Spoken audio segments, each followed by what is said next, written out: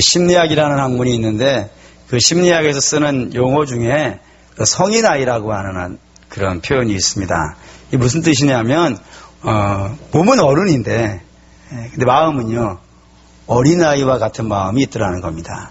그래서 어린아이와 같은 마음이 어떤 마음이냐면 어린아이들은 되게 자기중심적이잖아요. 그래서 자기가 뜻하는 대로 되지 않으면 막 화를 내고 막 울고 불고 하지 않습니까? 그래서 자기 뜻대로 될 때까지 떼쓰면서 막 이렇게 하는 마음들이 애들은 다 가지고 있어요. 애들은 가지고 있어요. 근데 어른이 되면 이 마음들이 어떻게 돼야 되는 거예요?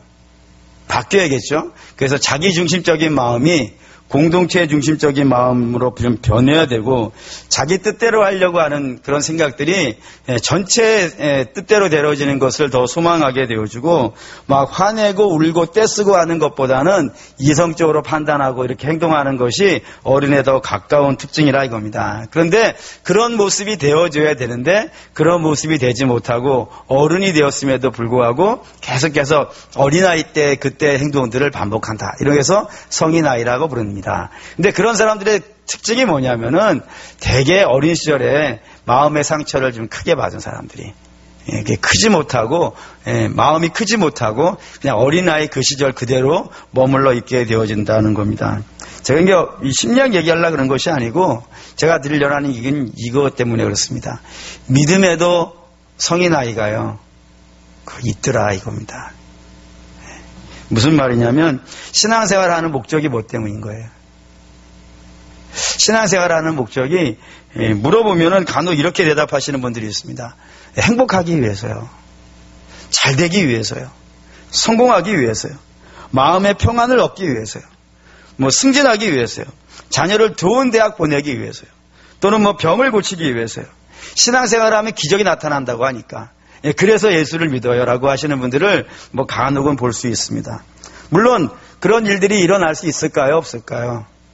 당연하죠. 그러니 뭐 당연히 일어날 수 있고 하나님은 그런 일을 하실 수도 있습니다. 그런데 하나님이 이런 일을 하실 때 가장 뭐 기본적인 근거가 하나가 있어요. 그게 뭐냐면은 되게 믿음이 어렸을 때는 이런 일들을 많이 하십니다. 믿음이 어렸을 때는 그런 뭐 기적과 신비와 이런 것들을 좀 많이 경험하게 하지만 믿음이 좀 자라고 나면요 이런 부분에다가 마음을 두지 못하게 하시는 경우들이 많이 있다 이겁니다. 예를 들어 볼게요. 뭐 가장 대표적인 경우고 여러분에게도 가끔 말씀드린 거니까 뭐 금방 이해될 겁니다. 홍해바다하고 요단강은 같은 상징이라 그랬습니다. 그게 뭐냐면 장벽이에요. 여기를 넘어가야 이 문제를 해결해야 다음으로 나갈 수 있고 더 좋은 세상으로 나갈 수 있고 복된 역사로 나갈 수 있는데 이 갈라지는 방법이 다르다 그랬습니다. 홍해바다는요 갈라놓고 들어가고 요단강은요 들어가서 가르고 이 차이를 여러분들이 분명히 기억하실 수 있어야 된다 이겁니다. 그럼 왜 홍해바다는 갈라놓고 들어갈까요? 그게 이스라엘이 아직 어떤 상태이기 때문이에요. 초신자이기 때문입니다.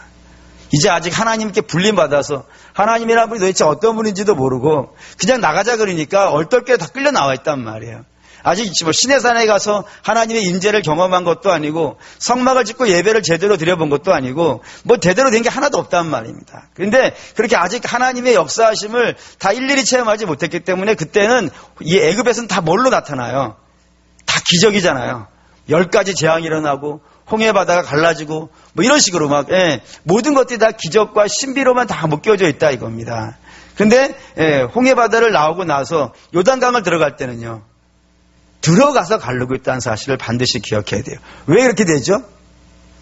40년간 훈련을 받았단 말이에요. 40년 동안 예배를 드렸고 40년 동안 만나를 먹었고 40년 동안 반석에서 나는 물을 마셨고 40년 동안 불기둥과 구름기둥의 인도를 받았단 말입니다. 이 정도 받았고 이 정도 예배 드렸고 이 정도 말씀 받았으면요 하나님과 인격적인 관계가 어떻게 돼 있겠어요? 잘 돼 있겠죠. 그러니 하나님이 굳이 기적을 보여주지 않아도 들어가라는 말이에요. 믿고 들어가는 거예요. 하나님은 나머지는 알아서 해줄 거니까.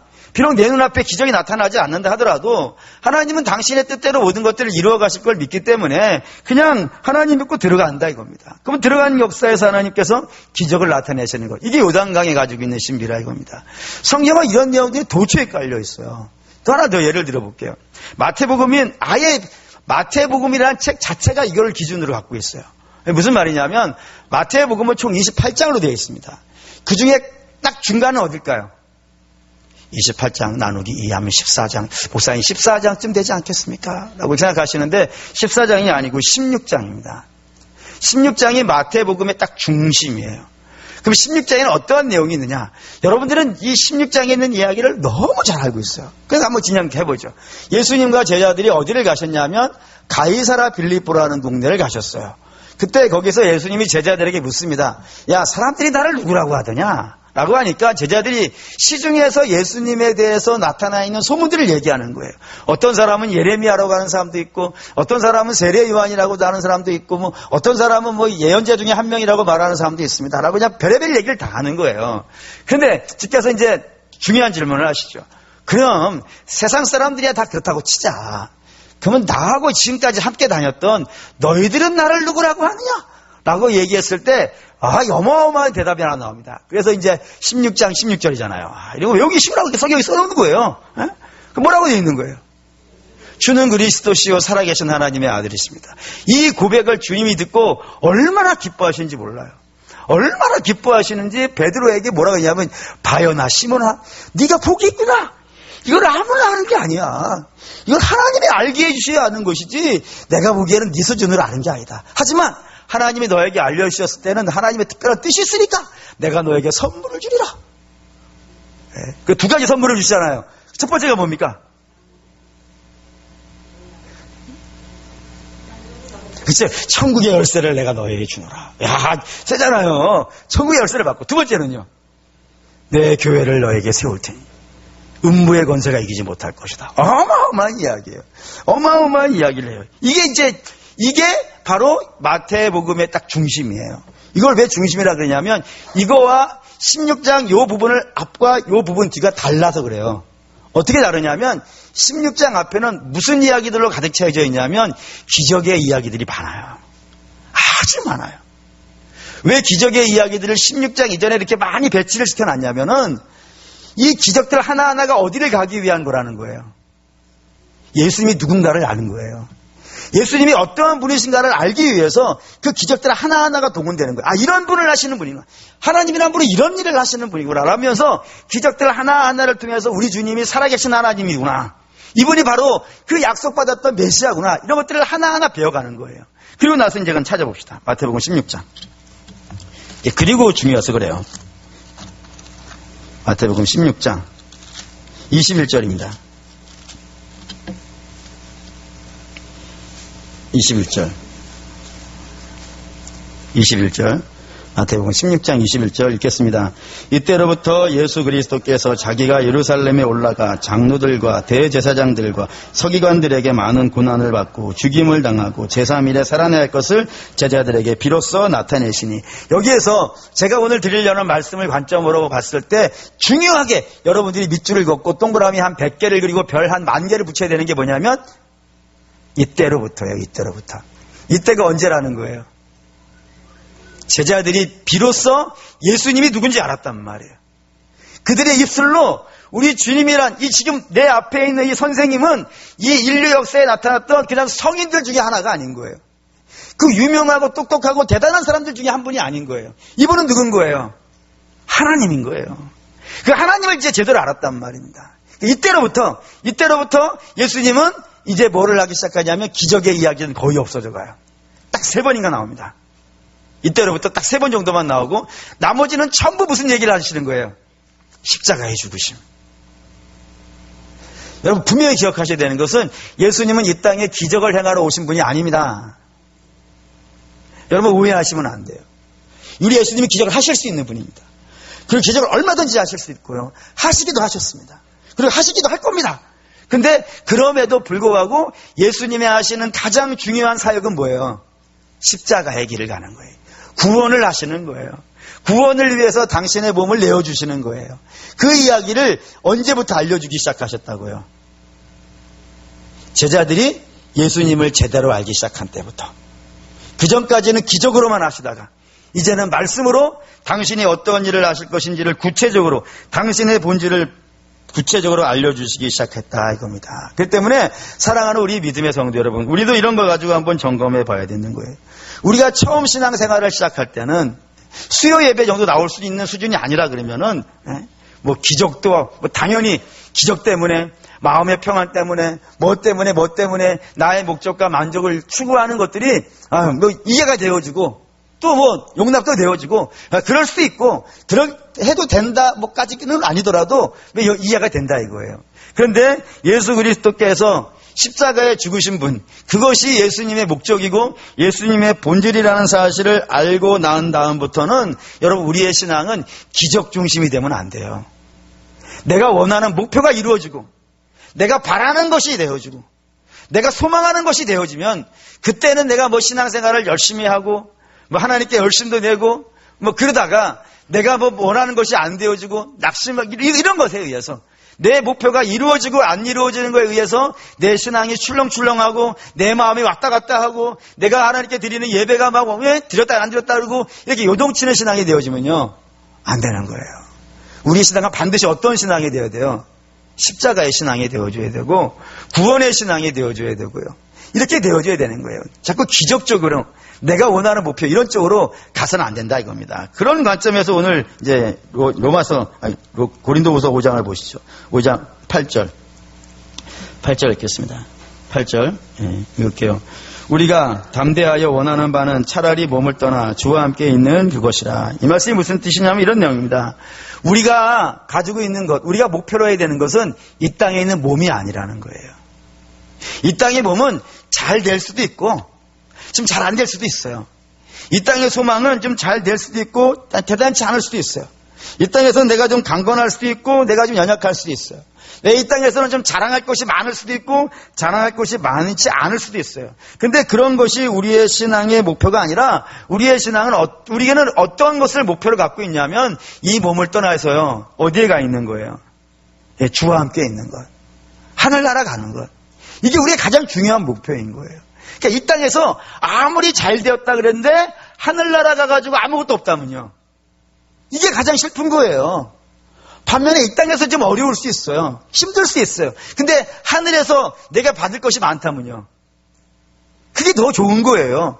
좀 극단적인 비유일 수 있겠지만 목표가 분명히 우리는 하늘나라의 목표가 있는 사람들이고 우리 주님이 우리를 하늘나라를 주시기 위해서 천국을 주시기 위해서 당신의 몸을 내어주신 것이라 이겁니다. 그렇기 때문에 반드시 우리는 이 땅에 얼마나 잘 되는 것이 목표가 아니라 하늘을 목표 삼아야 된다는 거예요. 그래서 9절 있습니다. 9절 그런즉 우리는 몸으로 있든지 떠나든지 주를 기쁘시게 하는 자가 되기를 힘쓰노라. 그래서 하늘을 목표로 놓고 살고 있기 때문에 하나님을 목표로 놓고 살고 있기 때문에 이 땅에서 어떤 상태가 되어야 되는 거예요. 그러니까 하늘나라를 목표로 삼고 있으니까 그럼 이 땅은 아무 쓸모가 없는 거예요. 간혹 이단들 그러지 않습니까? 뭐 언제 우리 주님 오신다고 이렇게 얘기해가지고 뭐 하냐면 다 뭐 시켜요? 여러분들의 삶을 다 어떻게 만드는 거예요? 포기시키잖아요. 그렇지 않습니까? 옛날에 신앙촌이라는 데도 그랬어요. 그냥 집에 그걸 다 집을 청산하라고. 그거 뭐하러 일하냐고. 우리 주님 곧 오실 텐데 거기서 일하지 말고 어떻게 하라고요? 그 재산은 날 주고 여기 와 있으라고요. 이런 얘기를 할 수 있어야 되는데 못하겠어요. 저는 죽어도. 그렇지 않습니까? 또는 뭐 공부는 뭐하러 해? 공부 뭐하러 해? 이제 주님 만날 텐데. 그러니 학교 다 때려치고 다 여기 와 있으라고. 이런 걸 못해요 제가. 이단들이 다 그런단 말이에요. 그래서 다 뭐를 다 부셔버리는 거예요.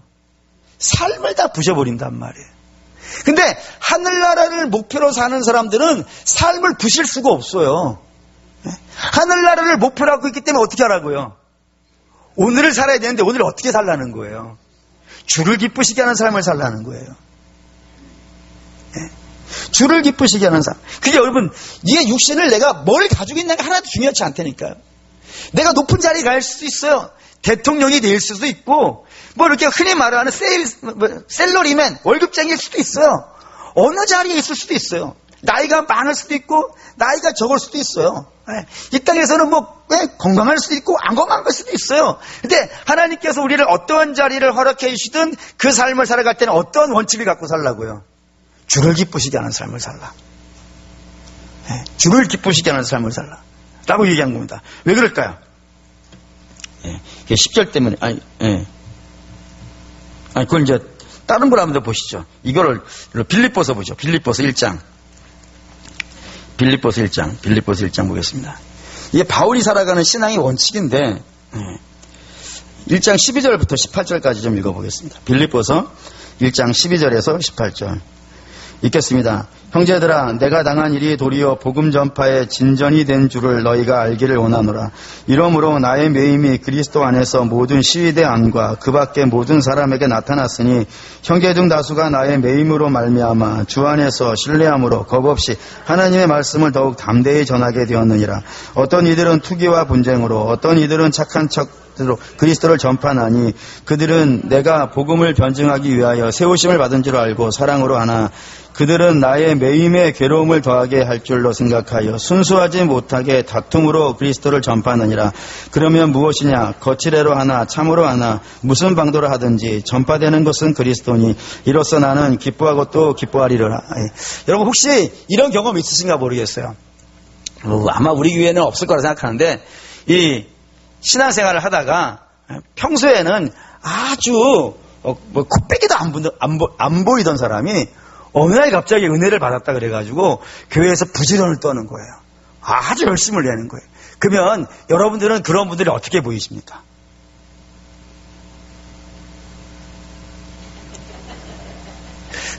우리 성도들 그런 경험이 없으신가 근데 저는 이제 그런 것들을 좀 예전에 많이 봤거든요.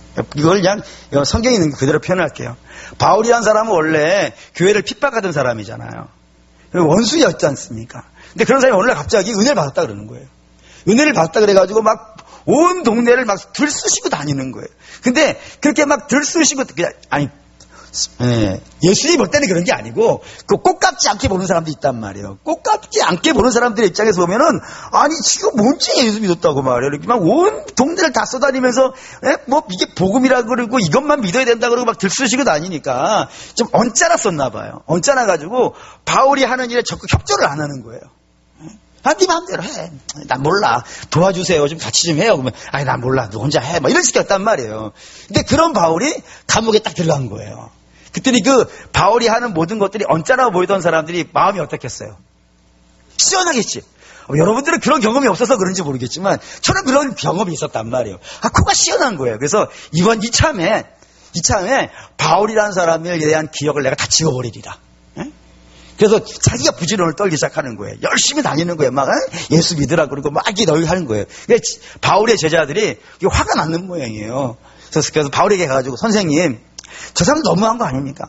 우리가 도와달라 그럴 때는 그냥 콧방귀만 끼고 막 인상만 팍팍 쓰던 사람이 선생님 여기 감옥에 들어오시느냐니까 선생님 다니신 교회마다 다니면서 더 열심히 해서 선생님에 대한 자취를 다 지워버리려고 그럽니다. 너무 속상해 죽겠어요 라고 얘기하니까 사도 바울이 이렇게 얘기한 거예요. 그게 어디가 어때서? 그게 어디가 어때서? 야, 우리 잘됐다. 예전에 내가 밖에서 다니고 있었을 때는 저 사람들은 뭐였어요? 뒷방에만 앉아있었단 말이에요. 같이 복음 전해야 되는데 뒷방에만 앉아있었는데 이제 내가 감옥에 들어와 있으니까 저 사람들이 뭐하고 있다고요? 복음을 전하고 있다고요. 부지런히 복음을 전하고 있고 나는요? 나는 뭐하고 있어요? 휴가 왔어요? 아니죠. 나는 감옥에서 전하고 있고. 그러니 안에서도 전하고 있고 밖에서도 전하고 있으니까 누구만 영광 받으시면 되는 거예요? 그치, 하나님만. 예수님만 영광 받으시면 되고 예수님의 이름만 드러나면 되지. 그 교회에 내 이름이 남아서 뭐 할 것이며 그 교회가 나를 믿을 거냔 말이에요. 그 교회가 나를 바라볼 거 아니지 않냐. 예수님의 이름만 전하면 되는 것이고 예수님만 믿으면 되는 것이고 나는 안에서 전하고 있고 저 사람들은 밖에서 전하고 있으니까 사방꾼에서 복음 전해주고 있네. 아주 할렐루야야. 우리 교회 수준이 바울의 수준이에요. 그렇습니다. 그런 거예요. 왜 이런 마음을 갖냐면 20절 때문에 그랬습니다. 20절 읽겠습니다. 20절 읽을게요. 나의 간절한 기대와 소망을 따라 아무 일에든지 부끄러워하지 아니하고 지금도 전과 같이 온전히 담대하여 살든지 죽든지 내 몸에서 그리스도가 존귀하게 되게 하려 하나니. 내 몸에서 예수님만 드러나면 되지. 내가 꼭 밖에 있어야 좋은 것이냐. 내가 감옥에서도 불편할 거 없다. 나는 예수님만 드러내면 되고 내 몸에서 예수님만 존귀하면 됐지. 내가 뭐 영광을 얻어야 뭐 하겠냐? 라고 이렇게 제자들에게 이야기하고 있다 이겁니다. 세죠? 예, 센 겁니다. 예, 이게 센 겁니다. 또 하나 더 센 거 볼까요? 예, 골로새서 봅시다. 골로새서. 빌립보서 뒤에 있어요. 골로새서 3장 16절 17절.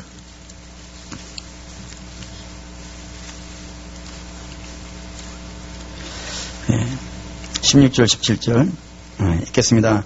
그리스도의 말씀이 너희 속에 풍성히 거하여 모든 지혜로 피차 가르치며 권면하고 시와 찬송과 신령한 노래를 부르며 감사하는 마음으로 하나님을 찬양하고 또 무엇을 하든지 말에나 일에나 다 예수의 이름으로 하고 그를 힘입어 하나님 아버지께 감사하라. 굉장히 멋있는 말들 많이 나오지 않습니까?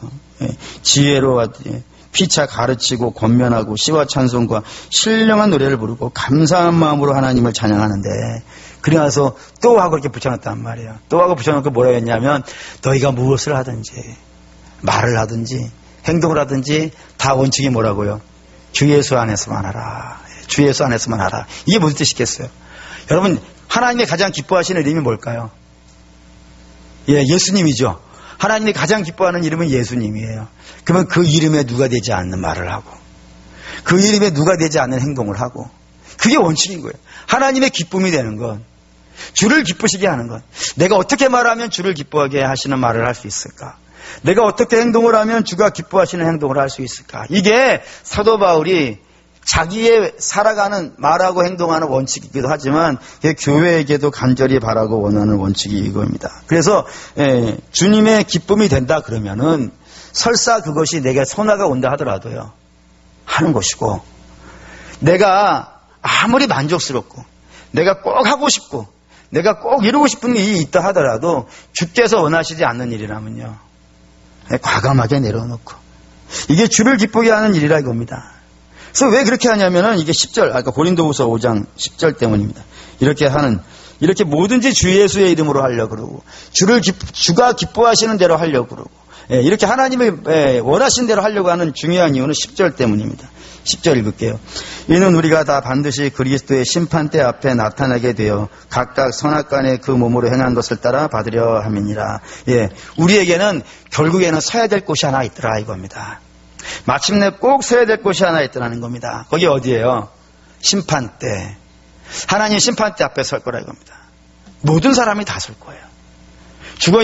지금 죽어있는 사람은 다시 부활의 몸이 일어나서 주 앞에 가서 설 것이고, 지금 우리도 주 앞에 올라가서 마찬가지로 서가지고 선악간에 반드시 심판을 받게 될 날이 있을 겁니다. 이거 좀 어려운 말인데, 좀 어려운 말이지만 대우화 영생교회 수요예배 나오시는 분들 정도라면 당연히 이 정도의 단어는 알고 있어야 돼. 이게 어려운 신학적인 용어입니다. 뭐냐면 이런 하나님의 심판대 앞에 살 그를 생각을 하고 오늘을 살아가는 것.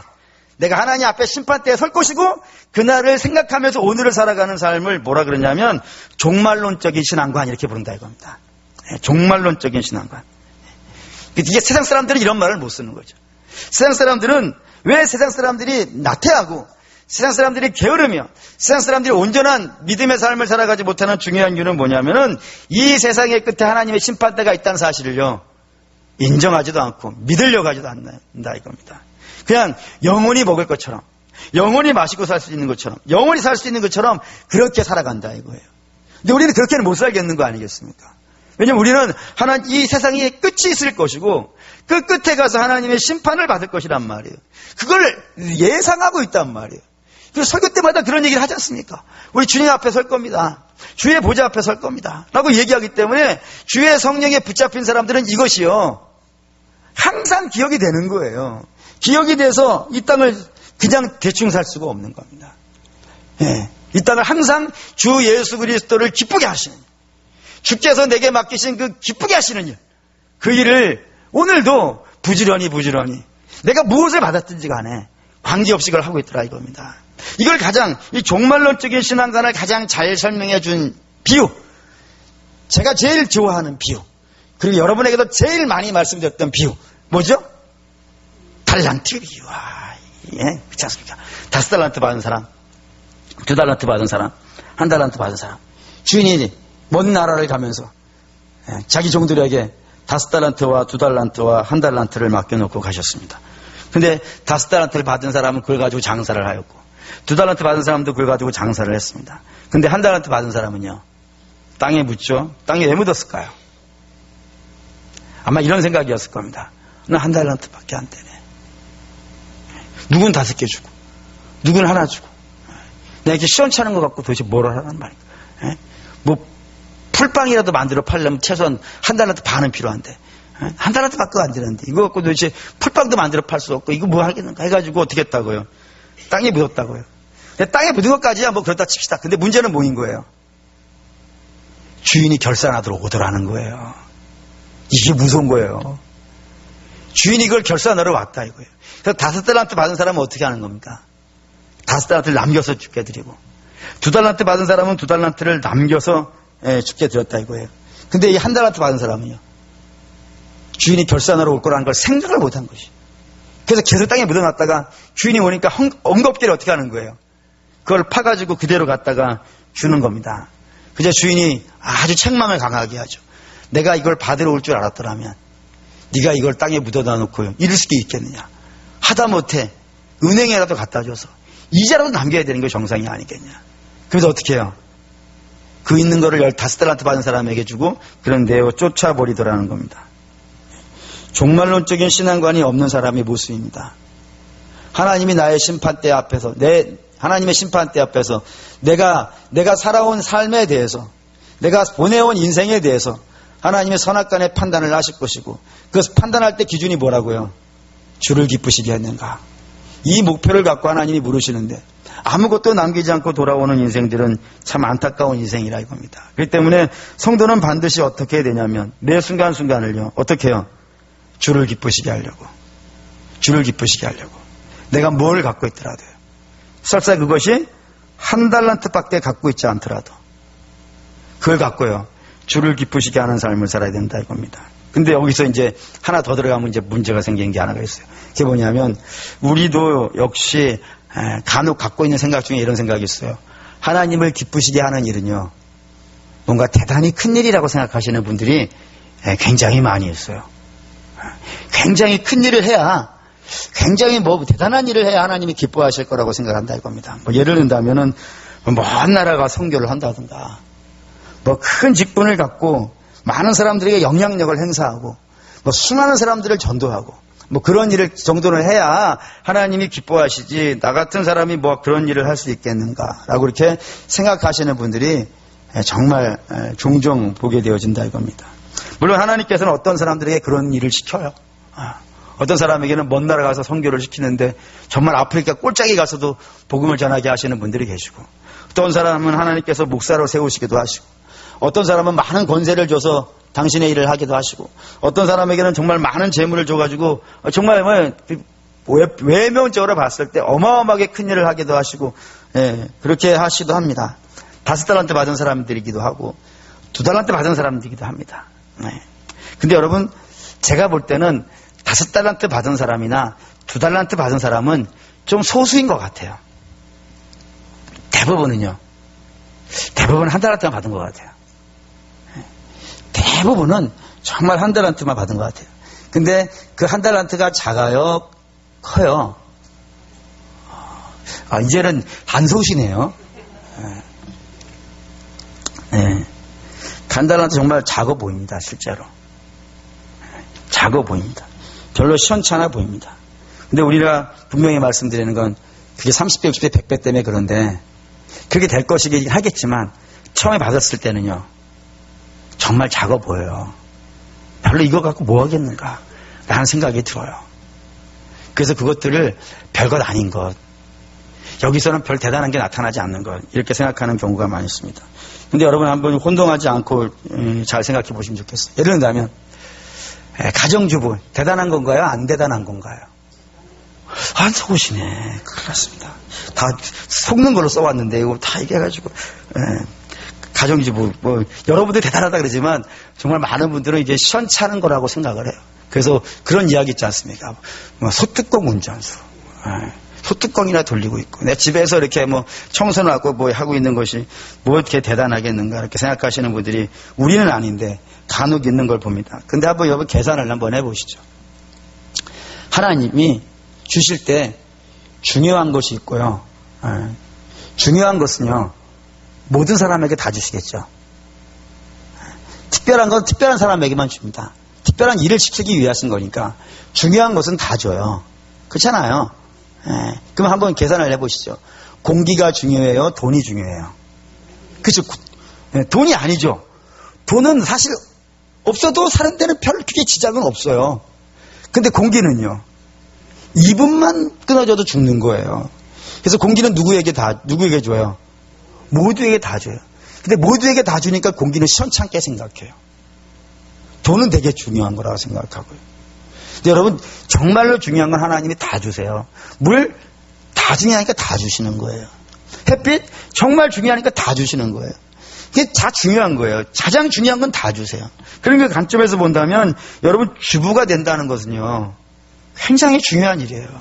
그래서 중요하기 때문에 우리가 이렇게 부르잖아요. 안주인이라고요. 안주인이 시원찮아 보입니까? 안주인은 중요한 겁니다. 아내, 안주인, 안에 있는 주인. 뭐 갑자기 왜 분위기 이러죠? 안주인 중요한 거예요. 안주인 중요한 거예요. 이게 부인이, 제가 한번 창세기할 때 하지 않았습니까? 하나님께서 하와를 데리고 오실 때 이름을 하나, 하와라는 말을 말고 하나님이 불러주신 이름이 하나가 있어요. 그게 뭐예요? 돕는 자, 돕는 자. 돕는 자라는 말이 히브리어로 에제르예요. 에제르. 에제르는 성경에 전부 다 하나님께 쓰는 말이에요. 하나님 우리의 도움이 되시는 분이기 때문에. 다 하나님께 쓰는 거예요. 딱 한 군데 하와에게만 하나님께서 당신의 이름을 잠깐 빌려주셨다고요. 그래서 아담을 조종할 수가 있어요. 가정을 이끌어갈 수 있는 힘이 안주인에게 있습니다. 이게 여신도신 예배 때 뜨한데 말이죠. 오늘 밤에 해버렸네. 어쨌든 그렇습니다. 안주인 된다는 건 굉장히 중요한 일입니다. 비록 보기에는 별로 대단치 않아 보이지만 여러분, 실질적으로는요, 굉장히 중요한 거예요. 그래서 여러분, 성경에 이런 식의 표현이 되는 거 아십니까? 이스라엘의 왕들 이름 쓸 때, 한번 집에 가서 한번 잘 찾아보세요. 이스라엘의 왕들 이름 쓸 때 반드시 같이 쓰는 이름이 하나가 있어요. 뭔지 아세요? 어머니 이름을 같이 씁니다. 어머니를 반드시 씁니다. 이 여인의 아들이라고. 그 책임이 그 어머니에게 묻는 거예요. 그래서 유대인, 온 세상에 흩어져 살았었기 때문에, 5만 가지 색깔들이 다 유대인들이 있거든요. 그래서 랍비들이 도대체 어떤 피부 색깔을 유대인으로 정할까를 결정할 때 원칙을 세웠어요. 그게 뭐냐면, 어머니가 유대인이면 아버지가 유대인이 아니어도 유대인으로 하자. 굉장히 중요한 겁니다. 여러분, 주부가 된다는 것, 집에서 있고 산지 그냥 생산이 안 되어지는 위치에 있으니까 나는 별로 대단치 않은 일을 하는 사람, 이렇게 생각하지 마시고 여러분들에 의해서 여러분들의 기도와 여러분들의 섬김을 통하여서 어마어마한 역사들이요 일어난다고요. 그렇기 때문에 그걸 하찮게 보지 마시라 이겁니다. 가정도 마찬가지겠죠. 가정도 당연히 마찬가지입니다. 교회와 가정은 이게 세트로 항상 묶여가요. 교회가 건강하면 가정이 건강하고, 반대로 가정이 건강해지면 말이죠, 교회가 다시 그 힘을 받아서 복되게 되어진다고요. 그래서 교회에서 보면 재밌는 얘기들 지금 재밌다고 하기는 좀 가슴 아픈 이야기인데, 좀 그냥 심각하게 여러분들이 생각해 보셔야 되는 이야기가 있다고요. 그게 뭐냐면, 러시아가 원래 제정 러시아, 그냥 러시아 정교회라는 거 들어보셨습니까? 교회가 한 뿌리가, 러시아라는 나라에 아예 교회가 한 뿌리가 있어요. 러시아 정교회라 그래가지고. 근데 그 러시아 정교회가 무너지고 소련이라는 나라가 세워진단 말이에요. 이게 볼셰비키 혁명이라 그러는데, 그 볼셰비키 혁명이 일어났을 때 신문에 통계 자료가 나온 게 있어요. 그게 뭐냐면 이혼율이 사상 최고에 다다랐을 때 공산혁명이 일어났고, 공산혁명이 일어나자마자 제일 먼저 문 닫은 게 뭐예요? 다 교회를 문 닫겠어요. 이거는 러시아만 그런 게 아니라 이디오피아라는 나라도 그래요. 이디오피아는 1950년대만 해도 굉장히 센 나라였어요. 센 나라인지는 어떻게 알아요? 우리나라가 전쟁하고 있을 때 유엔이 파송한 유엔군 있잖아요. 그 유엔군의 16개국 중에 하나가 이디오피아예요. 아프리카 대표. 대단한 나라였다고요. 그 나라가 기독교 국가예요. 기독교 국가예요. 근데 그 기독교 국가에 부정과 부패가 어디에 많이 쌓였냐면 교회에 많이 쌓였어요. 교회 많이 쌓여가지고 사회가 완전히 개판이 된 거예요. 그래서 아이들이 공부할 데가 없어가지고 돈이 없어서 공부를 못하니까 다 어디를 갔냐면 사관학교를 간 거예요. 사관학교. 사관학교는 무료로 가르쳐 주잖아요. 그래서 사관학교를 갔어요. 근데 사관학교 가가지고 졸업을 해가지고 이제 별 달고 그 다음에 뭐 했냐면은 교회를 문 닫게 했어요. 왜냐하면 교회가 이 세상에 부패해 가는 것을 막아주지 않았다 이거예요. 그래서 우리는 정말 어렵게 살았다 이거예요. 우리가 어렵게 살 때 이 부패가 다 교회에서부터 시작됐다. 그러니 그런 교회는 있으면 안 된다 해가지고 다 문 닫게 했어요. 그 결과가 뭔지 아십니까? 아프리카 대기근이 이디오피아에서 시작이 돼요. 그때. 여러분, 교회와 가정과 세상은 다 한 세트로 묶여 돌아가는 거예요. 이게 분리되어 있지 않아요. 아담이 흙에서 나와요. 흙에서 나온 아담이 가정을 만들어요. 그게 교회의 모습이라니까요. 이게 세트가 돌아간단 말이에요. 근데 거기에 내가 어느 자리를 맡고 있든지, 가장의 자리를 하고 있든지, 또는 뭐 부인의 자리를 지키고 있든지, 자식의 자리가 있든지, 부모의 자리에 있든지, 교회에서 목사의 자리에 있든지, 장로의 자리에 있든지, 뭐 집사의 자리와 권사와 평신의 자리에 있든지, 부자로 있든지 가난한 자로 있든지, 그게 무슨 문제가 있는 거예요. 그게 중요한 게 아니라 이겁니다. 정말로 중요한 것은 내가 맡아준 그 한 달란트를 갖고요, 주님을 기쁘게 하는 삶을 오늘 주님의 도움을 받아가면서요, 주님 나를 도와주십시오. 내가 오늘 이 하루를 주님을 기뻐하시는 삶을 살기를 원하는데, 주여 많은 유혹이 있고 많은 공격이 있는 이때입니다. 그때 제 마음이 무너지지 않도록, 이런저런 상황이 와서 내 마음이 흔들리고 넘치지 않도록 주여 나를 붙잡아 주시고, 매사에 무엇을 하든지 간에요, 어떻게만요? 주님을 기쁘게 하는, 주님이 내 몸에서 그리스도가 존귀해지는 삶을 살 수 있게 해주십시오. 요게 천국에 가서 하나님 심판대 앞에 설 거를 예상하는 사람들이 오늘을 살아가는 방식이라고 사도 바울이 얘기하는 겁니다. 너희가 지금 좋은 명패를 가지고 있든지, 사도들의 추천서를 가지고 있든지, 나같이 사도들의 추천서가 없든지, 그런 거에 관계없이 너나 나나 다 뭐 하자고요? 주님을 기쁘게 하시는 삶을 살자. 그게 권면하는 겁니다. 그래서 저도 여러분에게 동일한 권면을 드립니다. 매사에 주님의 도움을 입으십시오. 성령의 도움을 받지 않고서는 그렇게 못 갑니다. 반드시 성령의 도움을 구하십시오. 아침에 그래서 기도해야 되는 이유가 그거예요. 아침에 자꾸 기도해야 되는 이유가 하루를 살기 위해서요. 하루에 하나님 나를 도와주십시오. 저녁에 기도해도 충분히 좋습니다. 아름답습니다. 근데 하루를 주님을 도와주십시오 라고 하나님의 성령의 도움을 새벽에 구하셔야 됩니다. 아침에 구하시고요, 그 도움을 받으셔서 그 하루를 살아갈 때 매 순간 염두에 두세요. 내가 하는 이 모든 것들이 주님의 기쁨이 될 것인가. 그래서 그 저녁에 이제 평가를 하는 거죠. 저녁에 하루를 쭉 평가하면서 내가 오늘 주님의 기쁨이 되었는가. 그때 혹시 안 된 부분이 있다면요, 이제 해결을 하는 거죠. 주님, 나 연약함을 용서해 주시고 내일 아침엔 다시 한번 힘을 낼 수 있도록 해주십시오. 그러면서 믿음의 진보를 해가는 것입니다. 사랑하는 믿음의 성도들은 반드시 신앙인의 제일 원칙은 하나님을 기뻐하는 것입니다. 하나님을 기쁘게 드리는 것입니다. 그런 여러분들의 몸에서 그리스도가 존귀히 되시기를 주의 이름으로 축원합니다. 아멘. 기도하겠습니다.